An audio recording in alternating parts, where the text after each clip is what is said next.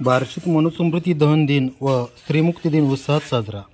विश्वरत्न महामानव डॉक्टर बाबासाहेब आंबेडकर यांनी रायगडाच्या पायथ्याशी माडभूमीमध्ये या देशातील जातीव्यवस्था, वर्णव्यवस्था, गुलामगिरीची मानसिकता असणारे विषारी विचार मांडणारा धर्मग्रंथ जाळला। त्याच दिवसाचे औचित्य साधून आज बार्शीतील आंबेडकरी समाजाच्या वतीने मनुस्मृती दहन व स्त्रीमुक्ती दिन उत्साहात साजरा करण्यात आला।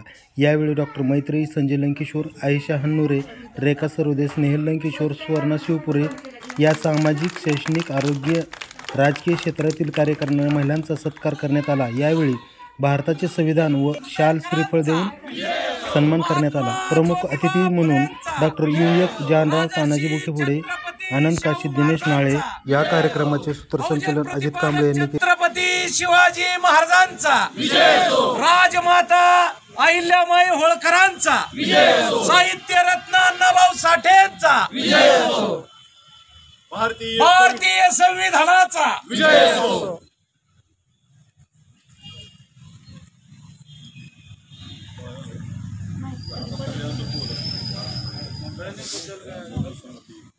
धन्यवाद।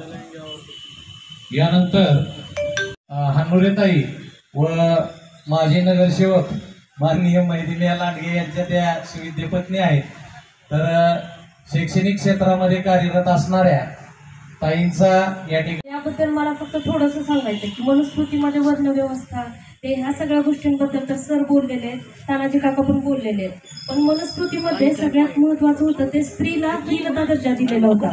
तर त्या हीनता दर्जाबद्दल मला एक सांगायचंय की मनुस्मृतीमध्ये ज्या 20 स्मृती होत्या त्यामधल्या एका स्मृतीच्या श्लोकामध्ये असं सांगितलं गेलेलं होतं की जर मुलगा प्राप्त झाला तर त्या मुलाच्या द्वारा स्वर्गाचे दरवाजे उघडले जातात। जर त्या मुलाला मुलगा प्राप्त झाला तर मग ते स्वर्गामध्ये स्थान मिळतं, आणि जर पंतू प्राप्त झाला तर त्यामधून जे सूर्यलोक आहे त्याच्यामध्ये स्थान मिळतं। म्हणजे याच्यामधून काय की सगळ्यात पहिल्यांदा तर स्वर्गाची कल्पना दिली गेली। त्या स्वर्गाच्या कल्पनेमधून स्वर्गाला जाण्याचा जो दरवाजा आहे तो मुलामधून म्हणजे मुलाद्वारे उघडला जातो, हे सर्व समाजामध्ये त्या काळी सांगितलं गेलं। आणि त्याच्यानंतर जी काही स्त्री आहे मग त्या स्त्रीला अडथळा म्हणजे स्त्री अडथळा व्हायला लागली की स्वर्गामध्ये जाण्यासाठी, म्हणजे स्वर्ग नाही मिळाला तर मग देवांचं दर्शन कसं होणार, मग स्त्रीमुळे स्वर्गच प्राप्त होत नाही, म्हणून स्त्री भ्रूण हत्या करण्यात येत होती। आणि जर कोणती स्त्री जन्माला आली तर ते स्त्रीला एकदम हीनतेचा दर्जा दिला जायचा, शिक्षणापासून तिला वंचित ठेवलं जायचं, सगळ्या सोयी सुविधा होत्या त्यापासून वंचित ठेवलं जायचं। तर पहिल्या काळामध्ये काय होतं की स्त्रीनं स्वातंत्र्यम अर्हती, म्हणजे काय की स्त्रीला स्त्री ही स्वातंत्र्यासाठी प्राप्त नाहीये। पण तिथून आंबेडकरांनी जे मनुस्मृतीचे दहन केलं तिथून आज 98 वर्ष झाली की आम्ही सगळेजण आमचा इथे सत्कार होतोय, आपण सगळेजण इथं बसलेलो आहेत, ते फक्त आणि फक्त मनुस्मृती दहन केल्यामुळेच आपल्याला हा सगळा सन्मान मिळतोय।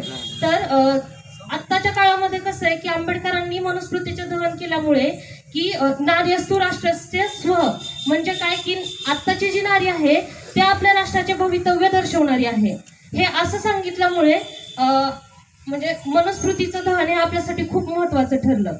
आणि त्यानंतर सांगायचं म्हणजे की काही लोक म्हणतात की मनुस्मृतीमध्ये 4 वर्ण व्यवस्था होत्या, त्याच्यामध्ये ब्राह्मण सगळ्यात उच्च होती तर शूद्र सगळ्यात कमी दर्जाचे होते असं सांगितलं होतं मनुस्मृतीमध्ये। तर काही जण म्हणतात की पहिल्या काळामध्ये होतं ती मनुस्मृती, आता तर काही नाहीये। पण आंबेडकरांनी काय म्हटलेलं आहे की Manu is not past, Manu is live past, म्हणजे काय की मनु हा कधीही मरणार नाही। आपण जरी मनुस्मृती जाळली तरी आपण जोपर्यंत मनुस्मृतीमध्ये लिहिलेले जे विचार आहेत ते जोपर्यंत आपण समाजामधून काढत नाही, म्हणजे स्त्रियांना हीन दर्जाची वागणूक किंवा बाकीच्या सगळ्या गोष्टी असतील, तो जोपर्यंत आपण समाजामधून उकडून काढत नाही तोपर्यंत मनुस्मृती खऱ्या अर्थाने दहन होणार नाही, हे असं मला वाटतं। आणि आजकाल आपण बघतोय की EVMचा एवढा मोठा मुद्दा मांडला की ज्याच्यामुळे मताचा अधिकार जो आहे तो आजकाल फक्त बोगस राहिल्यासारखा झालेला आहे। बोगस म्हणता येणार नाही, पण आपण ज्या व्यक्तीला आपण मत करतोय त्या व्यक्तीपर्यंत ते मत पोहोचतच नाही।